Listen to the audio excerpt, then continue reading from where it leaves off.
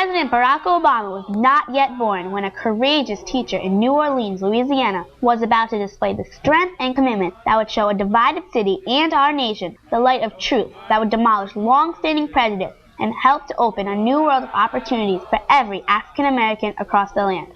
That individual's name is Mrs. Barbara Henry.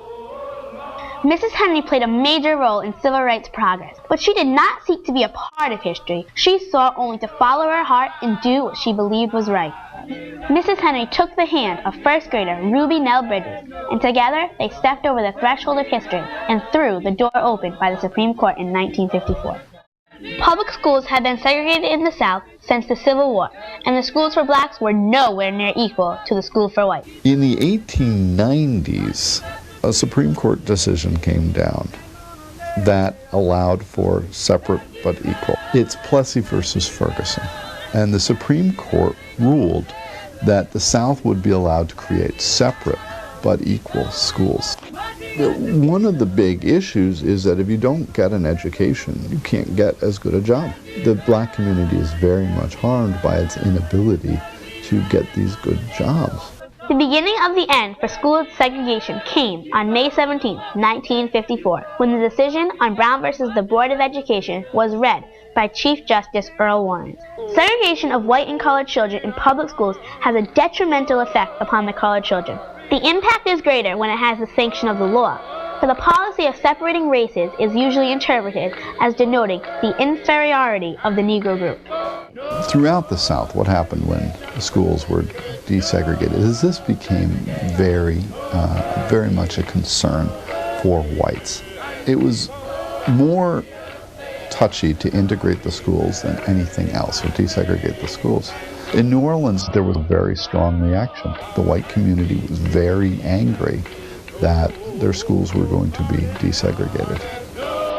One of the schools was the William Frantz Elementary, where angry mobs of parents, teachers, and the administration were about to make things difficult for Ruby Nell Bridges and her dedicated and courageous teacher, Barbara Henry. To the segregationists, Ruby and Barbara Henry were the enemies, two against a force of ignorance and hatred. In 2007, Barbara Henry reflected, "We created an oasis of love, and we were able to shut out the hurts of cruelty, prejudice, and bigotry that surrounded us both inside and outside the building." In adulthood, Ruby Bridges remembered, "The people I passed every morning as I walked up the school steps were full of hate. They were white, but so was my teacher, Mrs. Henry, who couldn't have been more different from them. She was one of the most loving people I had ever known." I remember Mrs. Henry explaining integration to me and why some people were against it. She told me, "It's not easy for people to change once they have gotten used to living a certain way. Some of them don't know any better, and they're afraid." If Barbara Henry was afraid, she never let it get in the way of her commitment and determination to be there for Ruby every day. Barbara Henry and Ruby Bridges didn't know that they were changing history. That wasn't their intention. They were just doing what they believed was right, Mrs. Henry told me. Who would scream at her, call her obscenities, demand that she be kept away from their children? What kind of people? American people. White American people in 1960. Author John Steinbeck told the story in these words. The show opened on time, sound of sirens, motorcycle cops. The crowd seemed to hold its breath. 4 big marshals got out of each car, and from somewhere in the automobiles, they extracted the littlest Negro girl you ever saw. The little girl did not look at the howling crowd, but from the side, the whites of her eyes showed like those of a frightened fawn. I remember them saying, "Don't turn around, walk straight ahead, and don't look back." And so that's what I did. Those first steps were made famous in Norman Rockwell's painting of Ruby Bridges, called The Problem We All Live With. As riots and demonstrations raged across New Orleans, Ruby became a powerful symbol of the civil rights movement. The mob was there not just to harass the black children, but to keep white children out of school, to prove integration would not work. There were so few children left in the Frantz school that little Ruby spent her first grade studying alone in a classroom with her teacher. Essentially, she was still segregated. The federal marshals escorted me and my mom to my classroom. And I remember once I got there, And the teacher was standing there. And I thought I was early because there were all these desks and no kids. And I remember thinking, well, we're too early today. But that wasn't the case. I said, Every other parent had pulled their kid out of school. right, So you were the only little girl in the first grade? yes. Well, there was a teacher who worked alongside Ruby day after day, making sure she got what she had braved so much for, an education. Please meet Barbara Henry. Ruby hasn't seen her in 35 years.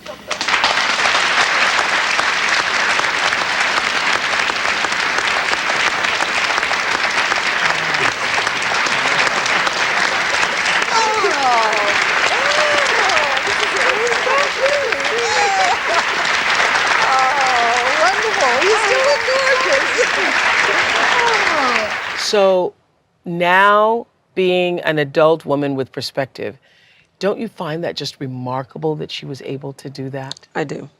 I really do.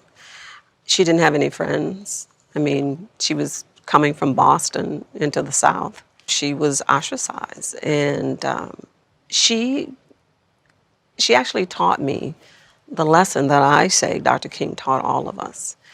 And even though she was white and she looked exactly like the people outside the school, she showed me her heart. You know, she made school fun. I never missed a day, and it was because of her.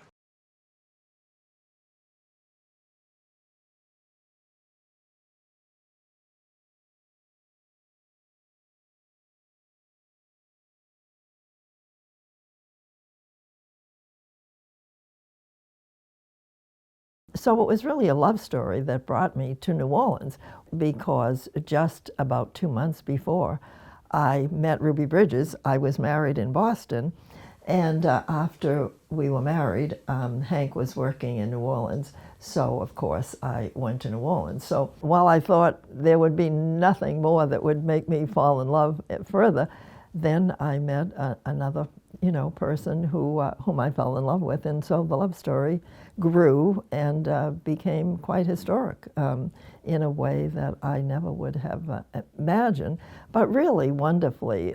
It was a wonderful moment to have been by fates. Ruby and I sometimes think it was heavenly designed that we would meet each other, and really two people whose hearts were free of prejudice, bonded as one, and it allowed for the magic of a wonderful year of the two of us.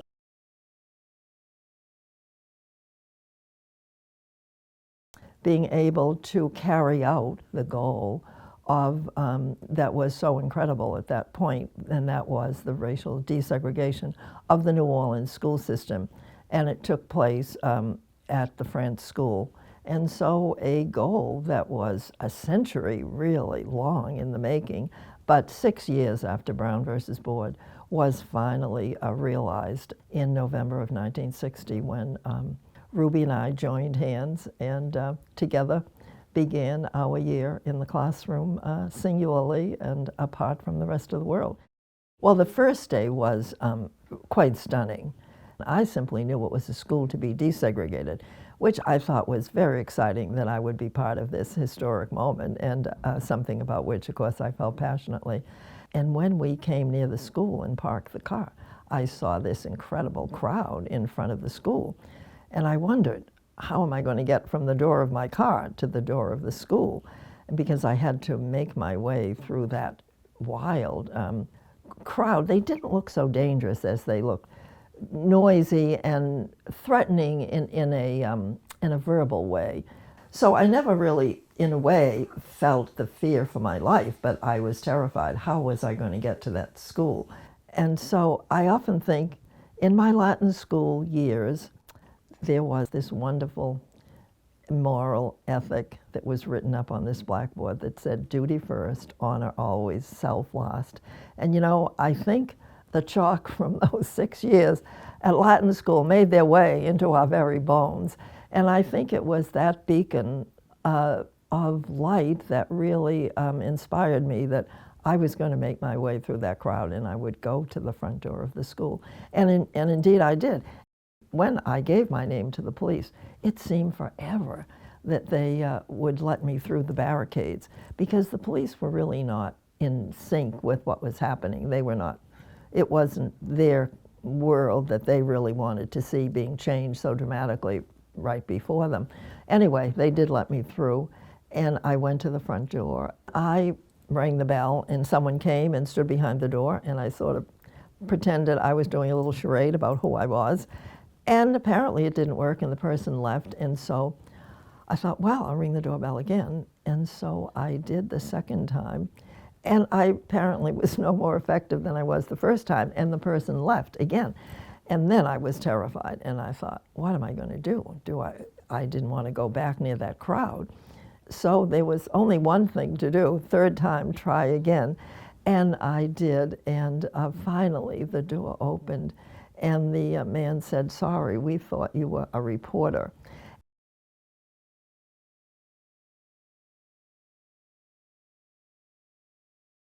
When I went inside, I felt the same spirit that was wild and noisy outside permeated the inside. There was no welcome, and no one was there to say, welcome, Mrs. Henry. I just made my way up the few steps inside the school, stood there, and someone came by and led me to that classroom where there was no indication there ever was a class there, because the teacher who wouldn't teach the black child, who would have been the candidate for that classroom, left rather than teach a black child.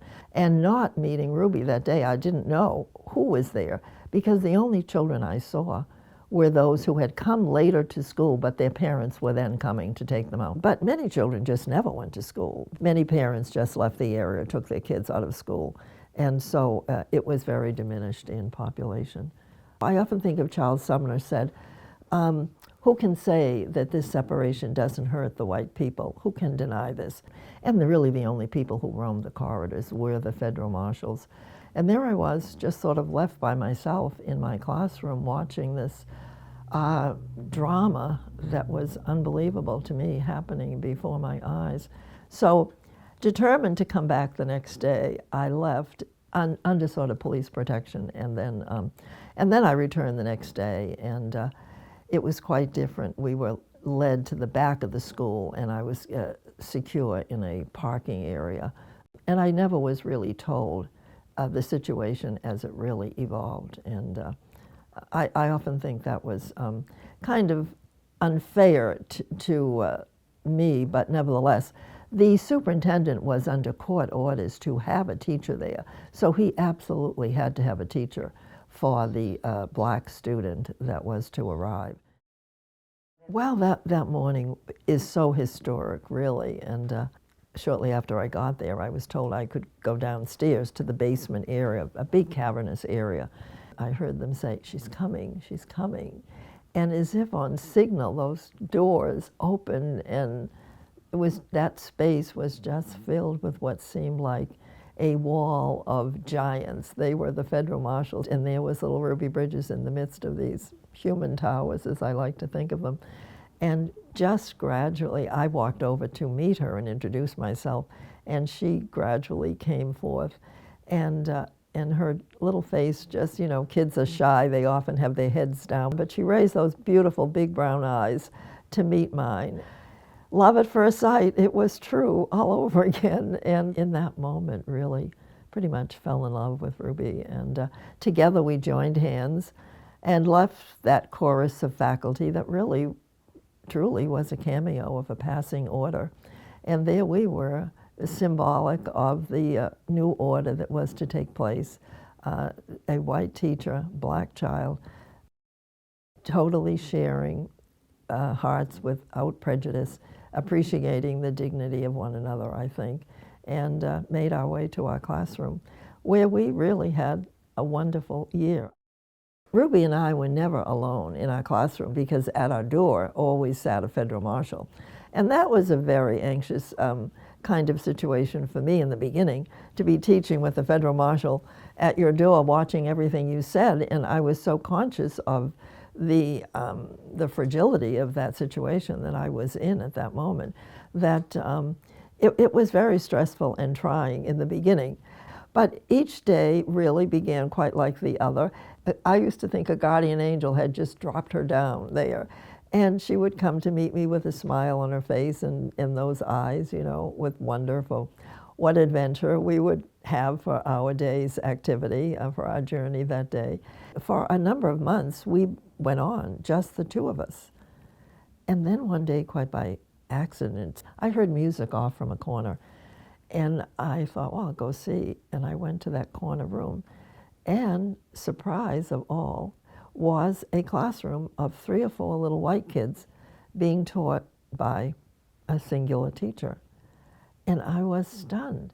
I didn't know they were in the school. And I came up to the principal and I said, why aren't they with Ruby? And she said, well, that teacher won't teach Ruby. And I said, well, I will teach them. So it became a very happy time. And that's how we literally desegregated the school in my classroom. I say it really is a truly American story because it is really all about equality of opportunity and equal protection of the law. In New Orleans, you had those people who were moved by love and respect for one another, who were supportive of that desegregation of the schools. And then you had those who were driven by their own personal motives of greed or protection of their own tribal interests, who were opposed to the segregation. And vehemently so. I had no idea when I went to New Orleans that that kind of bigotry, racism existed. I knew there were separations, but I had no idea it was so rigid and as severe as it turned out to be. But it continues to be played out today in our country by those opposing forces. The majority, thankfully, I think, of people who are respectful of differences and feel their life is made richer by diversity, and those who want to protect their own private world and do not wish change. They do not wish to share power with other people. It was a lonely year, but I think for me it was an exciting year that I felt I was, engaged in something so special. I never was angry. I think I just was so grateful for my years at Boston's Girls Latin School, where diversity reigned. We were a microcosm of the city of Boston, and so over 6 years, we learned to respect one another for our commonalities and to appreciate the differences that we shared. And so I think it was such an enlightened, empowered education that I was privileged to have over those 6 years. And then having gone to Newton College of the Sacred Heart, where certainly was magnified the respect for every person, and indeed the sacredness of every person was a major theme that permeated our daily lives at school. So I think the rich background I had made me feel, that I was so happy I wasn't in that predicament to have an attitude that they had, that I think I really felt sorry for them. And so it was really a feeling of gratitude for what I enjoyed versus anger with the way they presented themselves.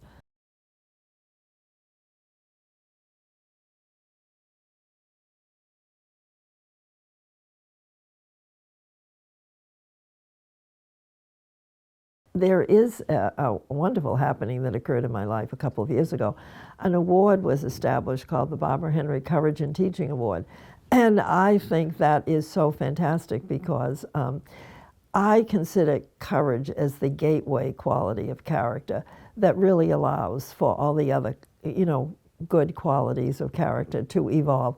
But it really takes courage. And when I go to talk to children and students everywhere, for many of them, courage often has a masculine, strong, virulent kind of connotation, but I like to tell them that kindness is really an outflow of courage, and many times it takes courage to offer kindness to people who are different or in need. I like to write, when I sign books, courage in your own life, kindness toward others, and I think that's really pretty much the essence of that story in a way. It was the kindness I showed Ruby that allowed her to have the confidence to develop her own talents and to grow academically as she did. Winston Churchill said it was the be-all of all qualities of character. And I think maybe in many cases it is a starting point for other qualities of character to make their way. I think you have to be confident in your own self, really, that you are not threatened by diversity. I think that probably stems from feeling secure in yourself and confidence in the world that you inhabit, that you wouldn't be threatened by someone different from you, and that you would, welcome it. So I kind of think it all comes from a feeling of security about yourself, a good feeling about yourself. And I think, having come from Newton College of the Sacred Heart, we all felt we were ready for the world, We felt we couldn't wait for the challenges that lay ahead, because I think we felt so secure in ourselves, and we knew that there were wonderful things to experience that were different from those that we had just, experienced at college.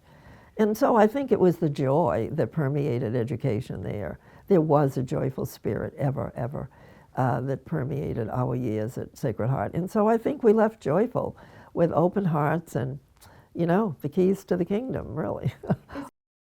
And the love story, of course, continued on years later. And when I met Ruby again on the Oprah show, we began another section of our lives, which was sharing our story with educators and with students around the country. And we were met with great, acclaim and rewarded, I think, by seeing how effective that story had become in inspiring other people to make richer their own lives. I give so much credit to the teachers who have taken that story and done so many wonderful things, units of study for their students, to help them realize the richness and rewards of diversity in their lives and acceptance of differences. So the ramifications go on today. It's like there's no end to the ripple, a story that continues on.